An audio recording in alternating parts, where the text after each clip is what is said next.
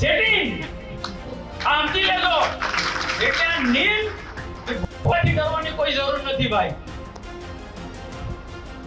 તમારે રાજકીય કેરિયર બનવું હોય તો મારી સાથે જોડાવવું પડશે. વર્ષોથી અમે કામ કરે છે, વર્ષોથી તમે તે આ કામમાં આવેલા છો.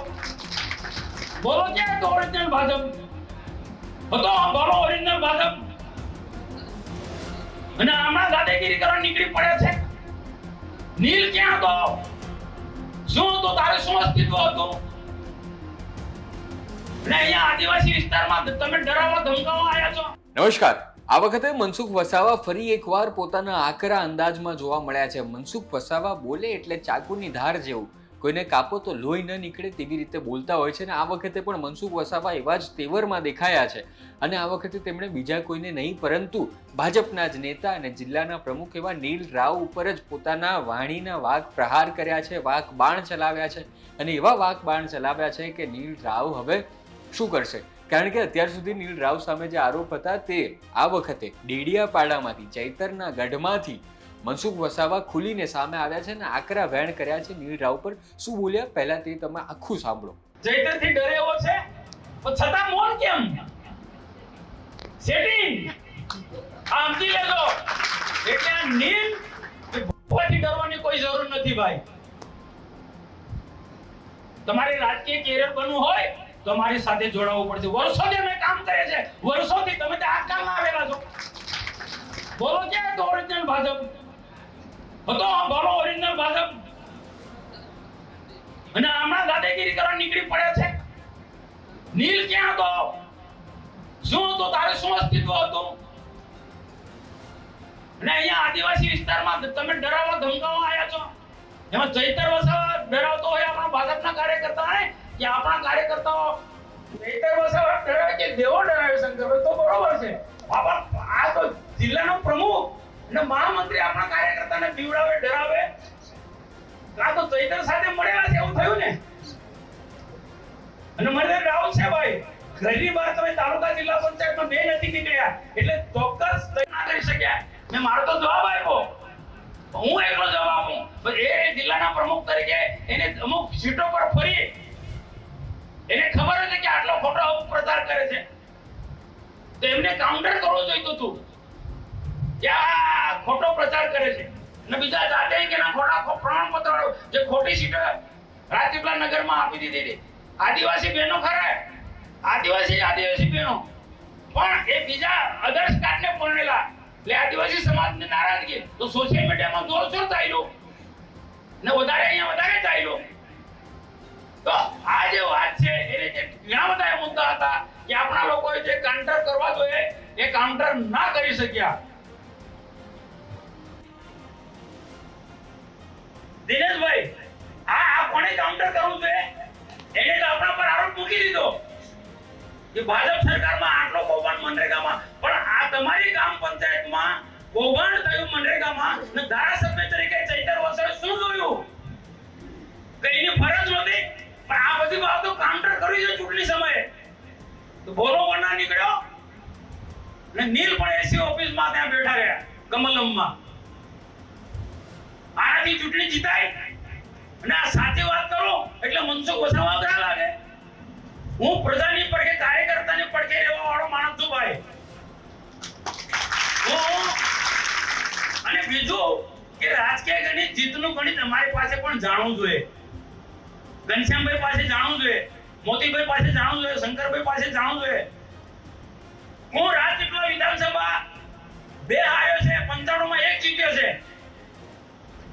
લોકસભા સતત 1998 થી જીતતો આવ્યો છું, 7 ટર્મથી જીત્યો છું. સંગઠને કામ કર્યું છે પણ મારું પોતાનું પણ મંતવ્ય તો હોય, મારા પોતાનું પણ વ્યૂહરચના તો હોય ને. એટલે અમારી પાસે અનુભવ છે, બીજા ઘણા લોકો પાસે અનુભવ છે. તમે છો ને ભલે ને પદ મળી ગયું તો વાંધો ને, સારું છે. તમારા પદને એમને સન્માન કરે છે અમે. પણ પદ તમને મળ્યું એટલે યાર બહુ સરસ રીતના વાત કરી દિનેશભાઈ.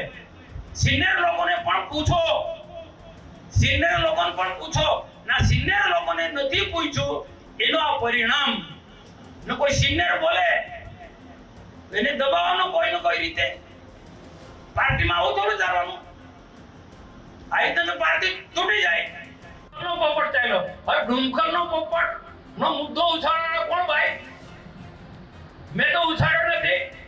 મોતીભાઈ નથી ઉછાળ્યો કે પછી શંકરભાઈ નથી ઉછાળ્યો ના રાતીફળા તેમને ખબર બી નહીં. ડુમખલનો ખોટો મુદ્દો ઉછાળ્યો ને કદાચ વાસ્તવિકતા હતી તો તમારે નક્કર રીતના તમારે લોકોની વચ્ચે જેવું જે સાચી વાત કેવી હતી. આ ડુમખલના પોપટના કારણે પણ ખોટો પ્રચાર કર્યો અને એ બહુ આપણને નુકસાન ગયું છે. કારણ કે એ વિસ્તારના રાજ્યો આયોજન પત્ર આપ્યો. મેં કીધું ભાઈ આનો જવાબ આપો. સારું એ તો હું વચ્ચે દરમિયાન હું દિલ્હી હતો દરમિયાનગીરી કરી ને મેં સ્થગિત કરાયું. બંને પક્ષને અપીલ કરી. ડુમખલનો પોપટનો આખો ઇતિહાસ તો નીલભાઈ સાથે જોડાયેલી બાબત હતી.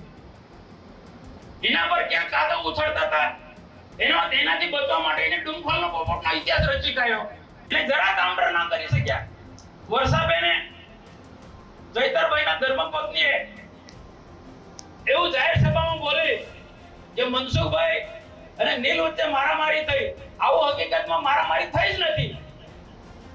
હા વાર્તાલાપ વાદ વિવાદ થયો તમારી મીટિંગમાં મેં ખુલાસો કર્યો તો એને મેં ખુલાસો કર્યો કે વાદ કોઈ મારામારી થઈ જ નથી. કોઈ એવો મોટો ઝઘડો થયો નથી. ના બધા જાણો છો. આપની સમક્ષ પણ ખુલાસો કરું કે ઉમેદવારોની મીટિંગ હતી ને તાલુકાના જિલ્લાના ઉમેદવારોની મીટિંગ હતી ને સમર્થકો સાથે તમે બધા આવ્યા હતા કમલમમાં. બેને પણ સંબોધન કર્યું, નીલભાઈ પણ સંબોધન કર્યું, પ્રભારી પણ સંબોધન કર્યું, મેં પણ સંબોધન કર્યું. તો કેટલા કાર્યકર્તાઓ અંદર ખાને બધાને એકબીજાને વાત કરી કે ભાઈ અમે પ્રચાર ચાલુ કર્યું આર્થિક રીતે વ્યવસ્થા થવી જોઈએ. નીલેભાઈ એવું વાત એમ કીધું કોઈને કઈ ફંડની કઈ બી જરૂર હોય તકલીફ હોય તો અડધી રાતે મને ફોન કરજો.